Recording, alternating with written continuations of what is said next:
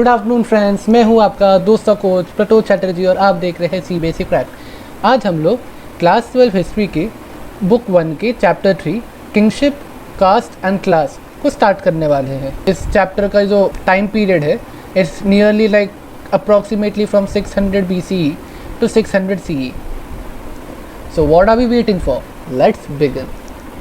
In the previous chapter, तो पिछले chapter में हमने क्या देखा था कि there were several changes in the economic and political life between 600 BCE to 600 CE. Some of these changes, तो इन changes में से कुछ influence societies as well. तो इनमें से कुछ changes ने societies को भी influence किया था. For example, extension of agriculture into forested areas transformed the lives of forest dwellers. तो फॉरेस्ट ड्वेलर्स की लाइफ को कैसे ट्रांसफॉर्म किया गया या उनको अफेक्ट कैसे किया गया? By extension of agriculture into forested areas. Craft specialist often emerge as an distinct social groups. तो हमारे जो ये सब क्राफ्ट स्पेशलिस्ट थे वो एक डिस्टिंक्ट, एक अलग से सोशल ग्रुप की तरह आए थे सामने पूरे दुनिया के. The unequal distribution of wealth sharpen social differences. तो जो ये तो हम सबको पता है कि हमारा जो वेल्थ का अनइक्वल डिस्ट्रीब्यूशन होता है प्रजा के बीच में, इस कारण ही सोशल डिफरेंसेस और ज़्यादा बढ़े थे. Historians often use textual traditions. तो टेक्सचुअल ट्रेडिशंस का यूज़ ज़्यादातर हिस्टोरियंस करते हैं ताकि वो लोग हिस्टोरिकल या फिर इम्पोर्टेंट प्रोसेसेस के बारे में पढ़ सके और जान सके और समझ सके. इनमें से some text lay down norms of social behaviour. कुछ टेक्स्ट ऐसे होते हैं जो सोशल बिहेवियर के नॉर्म्स को डिफ़ाइन करते हैं या उनके बारे में समझाते हैं. बाकी इनको डिस्क्राइब करते हैं. Occasionally comment on a wide range of social situations and practices. बाकी जो उस समय का सोशल सिचुएशन था और उस समय के कॉमन प्रैक्टिसेस थे उनके बारे में या तो कमेंट करते हैं या तो उनको और ज़्यादा वेल डिस्क्राइब करते हैं. We can also catch a glimpse of some social actors from this inscriptions. तो इन इंस्क्रिप्शंस में कभी कभार हमको उस समय के एक्टर्स, सोशल एक्टर्स के बारे में पता चलता है. मतलब अगर एक सोशल फिनोमिनन है, एक प्रैक्टिस है, तो उस प्रैक्टिस को करने वाले, सपोज शादी हो रही है तो शादी तो एक दूल्हा और दुल्हन करेंगे, तो यहाँ पे सोशल एक्टर्स हो गए दूल्हा दुल्हन. तो इनके बारे में और ज़्यादा बातें ये लोग इस फंक्शन जो शादी है इसमें क्या करते हैं, क्या होता है, व्हाट आर देयर रोल्स, इसके बारे में कुछ कुछ इंस्क्रिप्शंस बताते हैं. This was just an example. As we will see each text, और यहाँ पे हम लोग इंस्क्रिप्शंस भी बोल सकते हैं, was written from the perspective of specific social categories. तो हर एक जो इंस्क्रिप्शन या टेक्स्ट होता था दैट हैड एन टारगेट, क्या बोल सकते हो, जैसे अभी हम लोग के टाइम पे टारगेट ऑडियंस होता है. जैसे हम लोग अभी यूट्यूब में वीडियोस बनाते हैं, हम लोग के बहुत सारे अलग अलग ये होते हैं टॉपिक्स. तो हर टॉपिक का एक सोशल ये होता है, ऑडियंस होता है, आप उस ऑडियंस को टारगेट करते हो. वैसे ही उस टाइम पे जो टेक्स्ट और इंस्क्रिप्शंस होते थे they targeted a specific social category. So we need to keep in mind who compose what and also for whom. तो किसने क्या कंपोज किया, किस सेक्शन ऑफ पीपल ने क्या कंपोज किया और उस सेक्शन ने किसके लिए कंपोज किया, ये हमको माइंड में रखना चाहिए. We also need to consider the language use. तो क्या प्रकार की लैंग्वेज यूज़ होती थी हमको वो भी समझ में आता है. जैसे अगर आप संस्कृत यूज़ करो तो आपको समझ में आएगा ये जो टेक्स्ट है this is for the Brahmanas और द वेल लिटरेट पीपल. पर अगर आप वहीं पे पाली, संस्कृत, ऐसी लैंग्वेजेस का, तमिल, ऐसे लैंग्वेजेस का अगर यूज़ करोगे तो आपको क्या समझ में आएगा कि ये है कॉमन पब्लिक के लिए.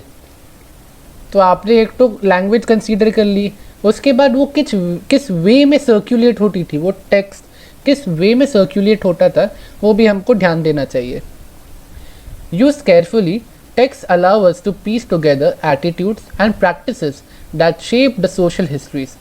तो अगर हम उनको अच्छे से समझें और अच्छे से उनके बारे में और स्टडी करें तो ये जो इंस्क्रिप्शंस या टेक्स्ट है they also help us to allow, मतलब they also help us in piecing together the attitudes and practices of that era.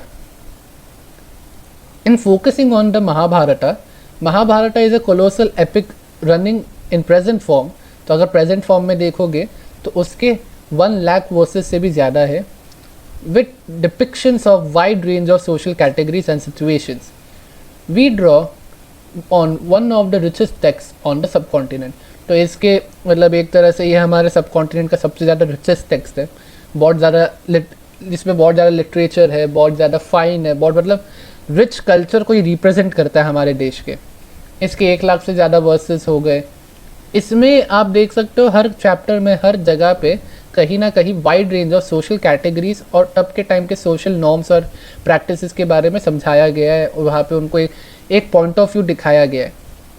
It was compose over a period of about 1000 years from मतलब अगर आप estimate मारोगे तो it will be from 500 BC onwards.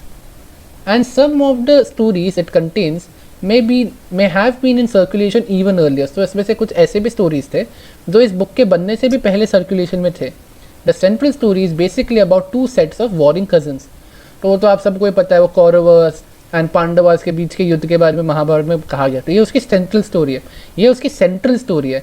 पर इसके बाहर भी वो बहुत कुछ दिखाता है और हमको एक तरह से समाज का आईना दिखाता है उस टाइम के. The text also contains sections laying down norms of behaviour for various social groups. तो ये टेक्स्ट जो है, ये हमारा महाभारत का जो लिटरेचर है, it also contains sections laying down norms of behaviour. तो मतलब इसमें ऐसे कुछ सेक्शंस है जहाँ पे उस टाइम के बिहेवियर के लिए नॉर्म्स दिए हुए, मतलब हर बंदे का जो सोशल रोल है उसके लिए रूल्स दिए हुए, तो वो वहाँ पे डिस्क्राइब्ड है. और ये यूजुअली जो रोल्स होते थे या फिर जो नॉर्म्स होते थे अलग अलग सोशल ग्रुप्स के लिए होते थे. The principal characters seem to follow these rules occasionally. तो जो प्रिंसिपल कैरेक्टर्स थे हमारे, वो आप कह सकते हो काइंड ऑफ रेबल्स थे because they occasionally followed these norms. Critical edition of Mahabharata. One of the most ambitious projects of scholarship began in 1919. तो स्कॉलरशिप का जो सबसे ज़्यादा अब तक का एम्बिशियस प्रोजेक्ट था वो स्टार्ट हुआ था इन 1919. और ये किसके मतलब लीडरशिप में हुआ था? A noted Indian Sanskritist whose name was V.S. Suthankar. A team comprising of dozens of scholars initiated the task of preparing a critical edition of the Mahabharata. मतलब आप कह सकते हो क्रिटिक्स एडिशन, या इसमें बहुत ज़्यादा एक्सपर्ट एडवाइस, एक्सपर्ट ओपिनियंस दिए होंगे.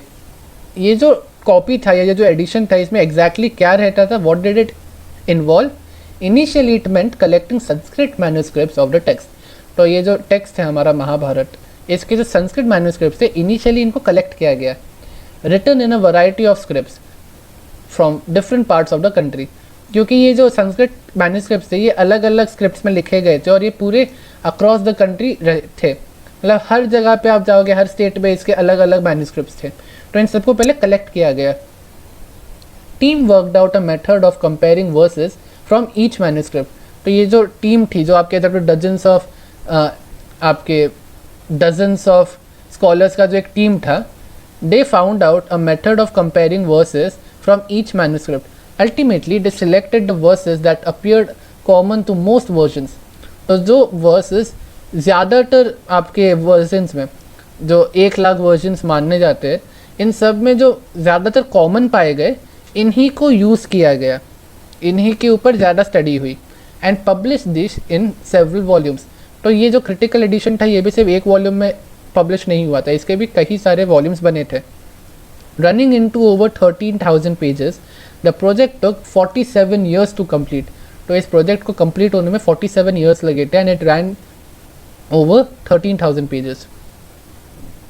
इसके बाद two things became apparent. There were several common elements in the Sanskrit version of the story. तो जो Sanskrit version of the story था उन सारे वर्जन्स में बहुत सारी चीज़ें कॉमन थी. Evident in manuscripts found all over the subcontinent from Kashmir and Nepal, in the north of the Keralas and Tamil Nadu in the south. Also evident were the enormous regional variations in the ways in which the text had been transmitted over the centuries. तो मतलब इनके अंदर की जो कहानियाँ थी, ये जो टेक्स्ट थे, इनके जो अलग अलग वर्जन्स थे, मतलब आप जाके कश्मीर से नेपाल देख लो या फिर आप केरला से तमिलनाडु देख लो, इनमें ना सिमिलैरिटीज़ बहुत थी, पर इनका जो वे ऑफ ट्रांसमिशन हुआ था उस टाइम पे सेंचुरीज अगो, इसमें बहुत ज़्यादा डिफरेंसेस देखे गए थे. These variations were documented in footnotes. तो ये जो सारे variations थे इनको footnotes और appendices में नोट किया गया था to the main text. Taken together, more than half of the 13,000 pages are devoted to these variations. तो ये जो footnotes और appendices के जो अलग अलग variations नोट किए गए थे 13,000 के आधे, मतलब करीब करीब कह सकते हो कि 6,500 pages are devoted to only these variations. In a sense, these variations are reflective of the complex processes that shaped early and later social histories. And these were shaped through आपके dominant traditions के बीच के dialogues, resilient local ideas and practices. ये जो dialogues थे that were characterized by moments of conflict as well as consensus. Our understanding of the processes is derived mainly और आप बोल देते primarily from texts written in Sanskrit by and for the Brahmanas. तो जब संस्कृत में कोई टेक्स्ट लिखी जाए तो आप समझ जाइएगा कि वो लिखी भी गई है ब्राह्मणास से और वो ज़्यादातर लिखी भी जाती है for the Brahmanas. When issues of the social histories were explored for the first time by historians in 19th and 20th century, they tended to take these texts at a face value. तो उन्होंने ये माना कि that everything that was laid down in these texts was actually practiced. तो जो इस text में mentioned है वो उस टाइम पे प्रैक्टिस की जाती थी. Subsequently, scholars began studying over traditions from works in Pali, Prakrit and Tamil. तो इनके traditions के बारे में भी study होने लगी थी by the scholars. These studies indicated that the ideas contained in normative Sanskrit texts were on the whole recognized as authoritative. They were also questioned and occasionally even rejected. तो ये जो authoritative rules बने थे Sanskrit text में, इनको जो बाकी public के हमने जब टेक्स्ट देखे पाली प्राकृत जो कॉमन मैन के टेक्स्ट थे, इनसे इनको क्या पता चल गया हिस्टोरियंस और स्कॉलर्स को कि ये जो अथॉरिटेटिव नॉर्म्स थे इनको कॉमन पब्लिक या तो कभी कभी क्वेश्चन करती थी या तो सीधा ओकेजनली उसको रिजेक्ट भी कर देती थी. Kinship and marriage, many rules and varied practices. आप जब यहाँ पे देखोगे टर्म्स फॉर फैमिली एंड किन, तो संस्कृत में फैमिली और किन्स के लिए अलग अलग टर्म्स यूज होते थे. Such as Sanskrit text use the term kula. तो to designate families text like kula has been use in Sanskrit. और जो नाटी, हम लोग बंगाली में नाटी बोलते हैं, तो यहाँ पे जो आप कह सकते हो कि साइलेंट रहेगा या फिर जनाटी, उस टाइम पे इसका प्रोनाउंसिएशन क्या हमको आई गेस पता नहीं है संस्कृत में. For the larger network of किनफोक.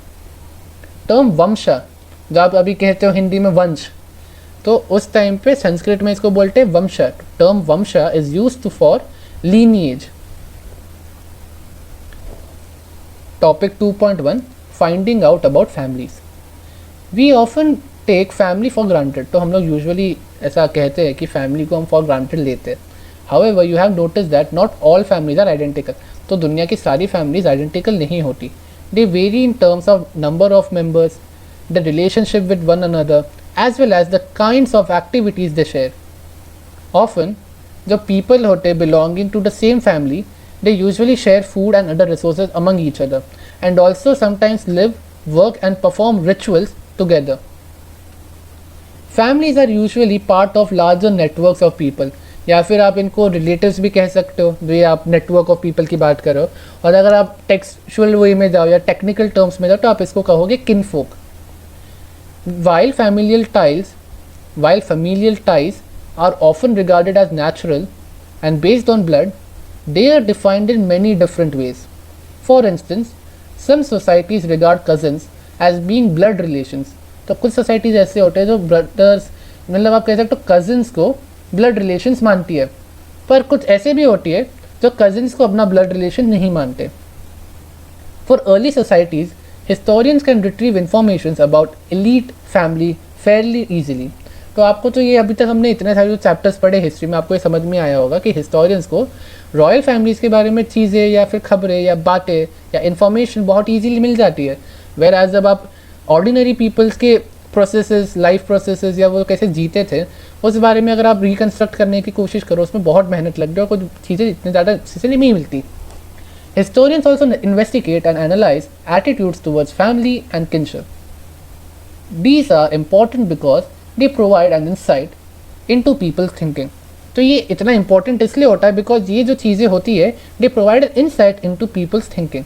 It is likely that some of these ideas would have shaped their actions just as actions may have led to changes in attitudes. तो ये जो आप कह सकते हो एक्शंस है, ये जो आइडिया हुआ वो आइडिया ने एक्शंस को शेप किया. आप जो सोचते हो उस हिसाब से आप एक्ट करते हो, और उसी प्रकार आपके एक्शंस जो है उस टाइम पे आपके एटीट्यूड्स को भी चेंज करते हैं. Ideals of patriliny. Can we identify points when kinship relations change? At one level जो महाभारत की स्टोरी थी, this was all about this. It describes a feud over land and power between two groups of cousin, जो आपको पता है Kauravas and Pandavas, who belong to a single ruling family, that of the Kurus, a lineage dominating one of the Janapadas. तो हमने chapter 2 के map 1 में देखा था कि 16 महाजनपदास थे, तो उनमें से ये महाजनपदा नहीं है, they dominated a Janapada. Ultimately, the conflict ended in a battle in which the Pandavas emerged victorious. After that, the patrilineal succession था that was proclaimed. While patrilineal had existed prior to the composition of the epic, the central story of Mahabharata reinforced the idea that it was valuable. Under patrilineal, sons could claim the resources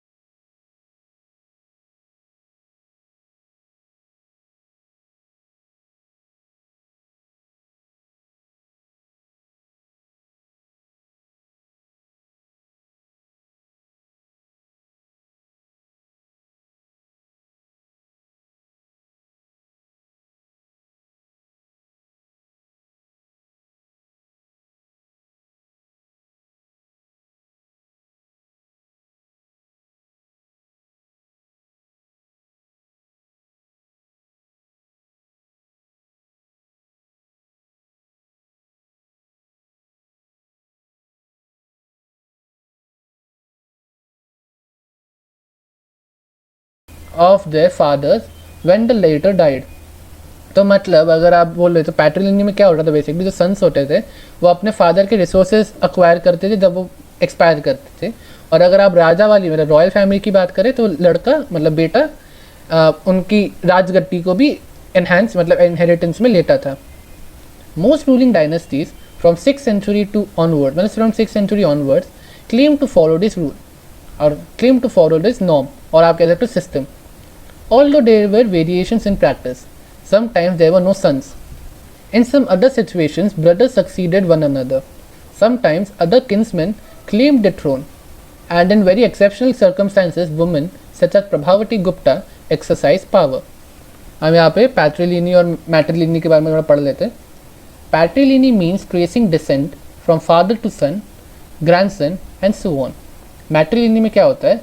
This term is used when the descent is traced through the mother. Map 1, the Kuru Panchala region and neighboring areas. तो यहाँ पे map pointing में chapter 3 से what important places आते हैं, तो जो यहाँ पे मार्क किए हुए येलो से हाईलाइटेड, आप प्लीज़ इनको अपने टेक्स्ट बुक में मार्क कर लीजिए.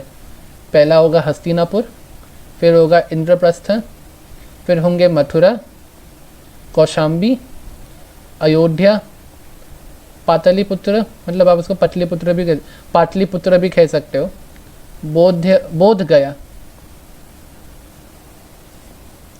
The concerns with patrilineal was not unique to ruling families. It is evident in mantras in ritual texts such as the Rigvedas. तो ऋग्वेदा से ये बहुत ज़्यादा एविडेंट हो जाता है कि जो कंसर्न्स हैं पैट्रिलिनी को लेके, that was not unique in the ruling families, मतलब ये हर रूलिंग फैमिली की एक ही कहानी थी. It is possible that these attitudes were shared by wealthy men and those who claimed high status, including Brahmanas. तो यहाँ पे आप देख सकते हो, this is a excerpt for the fine sons, producing fine sons. Producing fine sons. Here is an excerpt of the mantra from the Rig Veda, which was probably inserted in the text in 1000 BCE. This was to be chanted by the priest while conducting the marriage ritual. और ये कई सारे Hindu weddings में आज भी देखा जाता है. तो ये मंत्र का इंग्लिश ट्रांसलेशन कैसा है? I free her from here but not from there. I have bound her firmly there so that through the grace of Indra she will have fine sons and be fortunate in her husband's love. तो यहाँ पे जो here and there बोल रहे हैं कि I free her from here but not from there, I firmly bound her there, ये here है पापा का घर और there है husband का घर.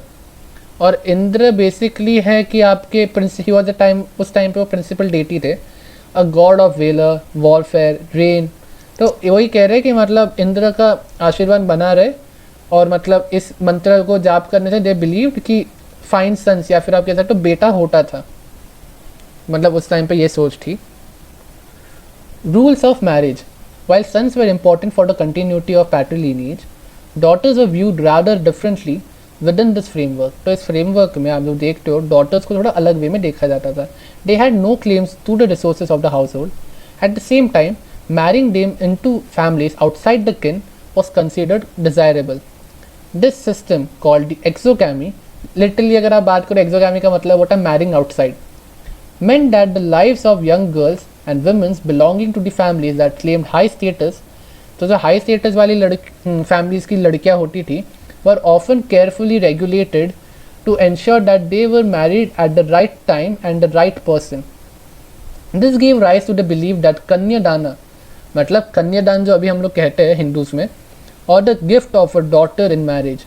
तो मतलब कन्यादान का होता है कि मतलब पापा ने एक गिफ्ट के तौर पे उस लड़के को अपनी बेटी दी। Was an important religious duty for the father. तो जो अभी पापा लोग कहते हैं और बहुत सारे पंडित कहते हैं कि kanyadaan is sort of the best thing और is the most important thing that a father can do in his life. तो ये जो आइडियोलॉजी या फिर जो थिंकिंग था, इसका राइज इस टाइम पे हुआ था।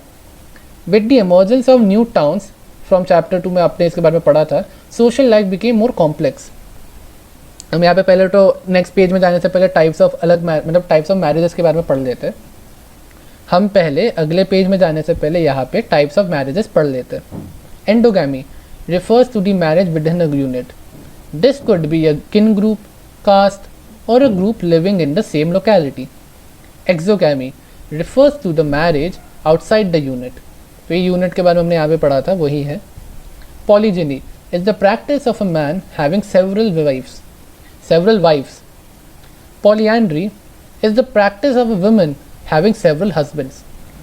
तो मतलब आज के टाइम पे भी अगर आप पॉलीजिनी की बात करोगे तो एक होता है एग्जाम्पल मुस्लिम्स, और तब के टाइम पे मतलब थोड़े से मेडिवल टाइम में सारे किंग्स की भी बहुत सारे वाइफ्स होते थे।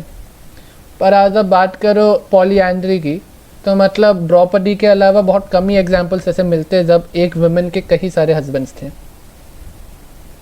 तो वही जो हम लोग बात कर रहे थे यहाँ पे कि जो आपके सोशल लाइफ थी वो बहुत कॉम्प्लेक्स हो गई थी। कैसे हुई? क्योंकि जो नए नए टाउन्स बनने लगे तो people from near and far away met to buy and sell their products and share ideas in the public और अर्बन मार्केट्स। कि अर्बन मार्केट्स में लोगों का मिलना जुलना बढ़ा ताकि वो अपनी चीज़ें बेच सके, पर वहीं पे they met and discuss their ideas. तो इसी बहाने वहाँ पे जो अर्लियर बिलीव्स एंड प्रैक्टिसेस थे उनको क्वेश्चनिंग करना स्टार्ट हुआ। जो आप बोलते हो ना कि हम लोग क्वेश्चन करें, भगवान ने हमको क्वेश्चन करने की ताकत दी है, तो हम लोग रिलीजन को क्वेश्चन करते हैं, हमें जो भी चीज़ गलत लगते हैं हम उसको क्वेश्चन करते हैं। तो ये सब चीज़ें स्टार्ट हुई यहाँ से। इसके बारे में हम और चैप्टर 4 में चर्चा करेंगे। Face with this challenge the Brahmanas responded by laying down codes of social behaviour in a great detail. तो इसको टैकल करने के लिए ब्राह्मणास ने ऐसा टेक्स्ट बनाए जहाँ पे वो ग्रेट डिटेल में, डिटेल्ड वे में सोशल बिहेवियर्स और नॉर्म्स को लिखते। These were meant to be followed by Brahmanas in particular and the rest of the society. From approximately 500 BCE, these norms were compiled in Sanskrit texts known as the Dharma Sutras and the Dharma Shastras. Most important of these books was the Manusmriti. This was compiled between 200 BCE and 200 CE. While the Brahmana authors of these texts claimed that their point of view had universal validity and that कि ये जो prescribe करता था it was obeyed by everybody, it is likely that real social relations were more complicated. तो ये समझ में आ जाना चाहिए कि जो हमारे रियल सोशल रिलेशंस थे इस टाइम पे वो ज़्यादा कॉम्प्लिकेटेड थे। The influence of Brahmanas by no means was all persuasive. The Dharma Sutras and Dharma Shastras recognize as many as 8 forms of marriages. तो इन टेक्स्ट में एक तरह से 8 फॉर्म्स ऑफ मैरिजेस को डिस्क्राइब किया गया था। इन 8 में से 4 अच्छे थे, पहले 4 अच्छे थे, पहले बाकी के जो 4 थे दैट वाज कंडेम्ड। तो मतलब एक तरह से ये अच्छे नहीं थे अकॉर्डिंग टू द ब्राह्मण्स। मतलब आप कह सकते हो इन शादियों में ब्राह्मणिकल नॉर्म्स को फॉलो नहीं किया गया। जैसे कि आप यहाँ पे देख सकते हो 8 फॉर्म्स ऑफ मैरिज के ऊपर एक टेक्स्ट दिया गया है। तो आप the first form of marriage मतलब यहाँ पे इन्होंने फर्स्ट, फोर्थ, फिफ्थ और 6th नॉर्म के बारे में बात किया है। तो मतलब 2 अच्छे 2 गंदे। तो आप यहाँ पे जो फर्स्ट वाला देख सकते हो, इससे आपको कैसे समझ में आएगा कि the gift of a daughter after dressing her in costly clothes and honouring her with presents of jewel to a man learned in the Veda. तो जो आदमी ये बोलता रहता है, मतलब एक तरह से कह रहे हैं कि वो ब्राह्मण ही होना चाहिए क्योंकि he should be learned in the Vedas whom the father himself invites. तो ये जो लड़का है इसको भी फादर ने खुद ही सिलेक्ट किया या खुद ही देखा है, जांच परखा है। मतलब आप कह सकते हो कि मतलब लड़की को एक तरह से शोपीस बना के कॉस्टली ज्वेलरीज कपड़ों में सजाकर पापा मतलब उसको गिफ्ट कर देते उस लड़के को या उसके घर पे दे देते। एंड दिस वाज लाइक आप कह सकते हो आज के टाइम का अरेंज मैरिज। तो arrange marriage is desirable form of marriage. और अभी आप अगर सिक्स्थ फॉर्म ऑफ मैरिज देखो, the voluntarily union of a maiden and her lover which springs from desire. तो ये जो वॉलंटरीली एक लड़का लड़की शादी करे फ्रॉम देयर ओन डिज़ायर, ये कह सकते हो अभी के टाइम का लव मैरिज हो गया। इसको वो लोग उस टाइम पे कंडेम करते थे। The gotras of women, one Brahmanical practice evident from 1000 BC onwards was to classify people, especially Brahmanas, in terms of gotras. तो फॉर एग्जाम्पल मैं भी एक ब्राह्मण हूँ, सो मेरा गोत्र इज़ लाइक काश्यप गोत्र। तो मतलब ये लोग दे बिलीव दैट ये जो गोत्रस होते थे दे वर नेम्ड आफ्टर सम वैदिक सीर। और तो ये काश्यप भी कह सकते हो, ये कश्यप भी कोई वैदिक सीर होंगे। And all those who belonged to the same gotra were regarded as his descendant. तो इसलिए मतलब मेरे फैमिली में जिन सब लोगों का गोत्र कश्यप ही है, तो वी बिलीव कि हम सभी कश्यप या फिर जो भी हमारे वैदिक सीर होंगे इस टाइम पे हम उन्हीं के डिसेंडेंट हैं। सो टू रूल्स अबाउट गोत्र वर पर्टिकुलरली इंपॉर्टेंट। तो ये जो गोत्र का जो पूरा सिस्टम है इसमें 2 रूल्स क्वाइट इंपॉर्टेंट होते हैं। Basically women were expected to give up their father's gotra and adopt that of their husband on marriage, and members of the same gotra could not marry। मतलब यहाँ पे क्या दिया है कि जो 2 लोग होते सेम गोत्र के वो शादी नहीं कर सकते। पर आज के टाइम पे होता है बिकॉज अभी हम लोग बहुत ज़्यादा मॉडर्न हो गए और हम लोग ये सब चीज़ें मानते नहीं है, विच इज़ रियली गुड। और एक रूल क्या था कि women's were expected to give up their father's gotra and adopt that of their husband on marriage। तो जैसे मैंने अभी अपने मॉम से पूछा इस चैप्टर के बारे में पढ़ते वक्त कि मतलब मेरी मॉम का पहले फादर के लाइफ मतलब जब मॉम अपने फादर के साथ रहती थी दैट टाइम उनका गोत्र था समथिंग लाइक शांडिल्य। तो वो उन्होंने ड्रॉप करके अडॉप्ट क्या किया, पापा का कश्यप। सो मतलब आप कह सकते हो कि ये पहले के टाइम पे होता था, बट अभी अगर फ्यूचर में आप किसी को देखो या अभी करंट टाइम पे भी देखो, कोई एक्सेप्ट करता नहीं ना, कोई ये करता है। मतलब कोई अपने गोत्रस को ड्रॉप नहीं करता, क्योंकि एक आइडेंटिटी क्राइसिस हो जाता है ना कि मतलब आप अपना गोत्र ड्रॉप कर दे रहे हो, आपका जो आइडेंटिटी इतने सालों तक था वो आप ड्रॉप कर रहे हो, और आपको जस्ट बिकॉज आप किसी और से शादी कर रहे हो आप ये अडॉप्ट करोगे। तो जस्ट फॉर इन्फॉर्मेशन मैंने ये शेयर किए। One way to find out whether this was commonly followed is to consider the names of man and women. तो ये सब लोगों के जो मैन एंड वुमेन अलग अलग होते थे, आप इनके नाम से एक तरह से गेस कर सकते हो कि गोत्रस बहुत हद तक फॉलो होते थे, विच वे समटाइम्स डिराइव फ्रॉम गोत्र नेम्स। तो क्योंकि ना ज़्यादातर जो लोगों के नाम होते थे वो गोत्र नेम से ही डिराइव किए जाते थे। These names are available for powerful ruling lineages such as the Satavahanas who ruled in the parts of western India and the Deccan. Several of their inscriptions have been recovered, which allow historians to trace family ties, including marriages। तो मतलब ये जो आपने बोला, मतलब अभी हम लोग यहाँ पे क्या देखें कि ये जो सातवाहनास थे इनके सेवरल इंस्क्रिप्शंस रिकवर किए गए, जिससे हमको पता चलता है ये हिस्टोरियंस फैमिली टाइज और शादियों को ट्रेस करते हैं। यहाँ पे आप एक छोटा सा ये देख सकते हो कि मतलब उनके नाम पे कैसे गेस कर सकते हैं कि हमारे गोत्रस अभी भी रिलेवेंट थे तभी के टाइम पे। The term puta Prakrit word meaning son. तो यहाँ पे जहाँ पे भी आप हर नाम के सामने पूटा देख सकते हो वो उसका सन है, मतलब उस वर्ड का मतलब सन है। The term Gautami puta means son of Gautami. तो यहाँ पे गौतमी पूटा मतलब गौतमी का बेटा, वशिष्ठी का बेटा, और ये मधारी पुटा मतलब मधारी का बेटा, हरिटी मतलब हरिटी का बेटा। और आप कह सकते हो कि ये जो सब नाम है Gautami, Vashishthi, this were the feminine forms of the seeds, Vedic seeds कौन, Gautama for Gautami and Vashishtha for Vashishthi. तो यहाँ पे आप क्या देख सकते हो, राजा गौतमी पुता सिरी सटकानी। तो सिरी सटकानी जो थे वो राजा थे and he was son of Gautami puta, मतलब he was son of Gautami. जो सिरी पुलुमई थे, he was the king and son of the Vashishthi. तो सेम यहाँ पे स्वामी सकासेना थे, he was son of Madhari and he was also the king. तो यहाँ पे राजा को यूनिफॉर्म रहता है हर जगह, तो दे वुड बी लाइक उनका फेमिनाइन करके हर जो वैदिक सील का नाम फेमिनाइन करके उसका पूटा मतलब उसका सन बना के यहाँ पे नाम रखते थे। इट वॉज क्वाइट कन्फ्यूजिंग अगर अभी के टाइम पे हम देखें तो। मैं ज़्यादा प्रोनाउंस किए नहीं जा रहे एक भी name. मेट्रोनिमिक्स in the Upanishad, the बृहदरण्यका उपनिषद, जो मतलब इसका नाम लिया नहीं गया, ये इतना ज़्यादा टफ नाम है, तो आप प्लीज़ इसको थोड़ा मेमोराइज या फिर कुछ तरह से याद कर लीजिएगा। One of the earliest Upanishads contains a list of successive generations of teachers and students. तो इसमें एक तरह से एक लिस्ट है जिसमें successive generations of teachers and students को नोट किया गया है। And many of their names were designated or their professions as teachers and students were designated by metronymics. Some of the Satavahana rulers were polygynous, that is, they had more than one wife.